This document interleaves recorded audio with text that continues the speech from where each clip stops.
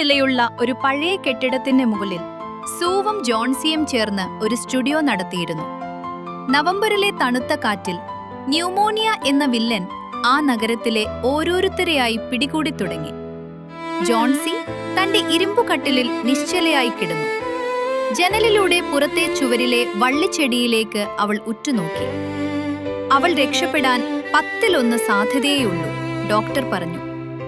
ജീവിക്കണമെന്ന ആഗ്രഹം അവളിലുണ്ടായാൽ മാത്രമേ ആ മരുന്ന് ഫലിക്കൂ. ജോൺസി കണ്ണുകൾ വിടർത്തി പുറത്തേക്ക് നോക്കി പിന്നിലേക്ക് എണ്ണുകയായിരുന്നു. 12, 11.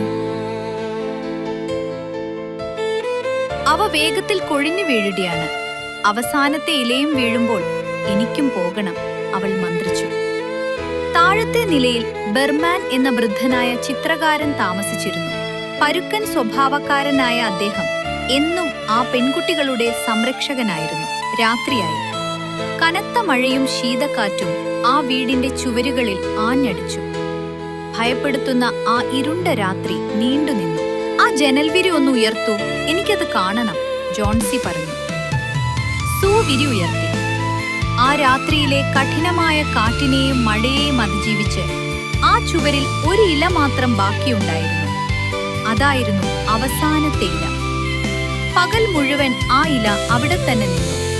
സന്ധ്യാസമയത്തും ആ ഇല വീണില്ല. ഞാൻ എത്ര വിഡ്ഢിയായിരുന്നു സൂ, ജോൺസി പറഞ്ഞു. മരിക്കണമെന്ന് ആഗ്രഹിക്കുന്നത് തെറ്റാണെന്ന് ആ ഇല എന്നെ പഠിപ്പിച്ചു. എനിക്കിനി ജീവിക്കണം. അടുത്ത ദിവസം ഡോക്ടർ ഒരു വാർത്തയുമായി. ബർമാൻ ഇന്ന് ആശുപത്രിയിൽ വെച്ചു മരിച്ചു. ന്യൂമോണിയ ആയിരുന്നു. അദ്ദേഹത്തെ കണ്ടെത്തുമ്പോൾ വസ്ത്രങ്ങളെല്ലാം നനഞ്ഞ് കുതിർന്നിരുന്നു. അരികിലായി ഒരു ഏണിയും കത്തുന്ന ഒരു വിളക്കും പച്ചയും മഞ്ഞയും ചായം കലക്കിയ ഒരു പാലറ്റുമുണ്ടായിരുന്നു. ജനലിലൂടെ പുറത്തേക്ക് നോക്കൂ പ്രിയപ്പെട്ടവളെ, സൂ പറഞ്ഞു.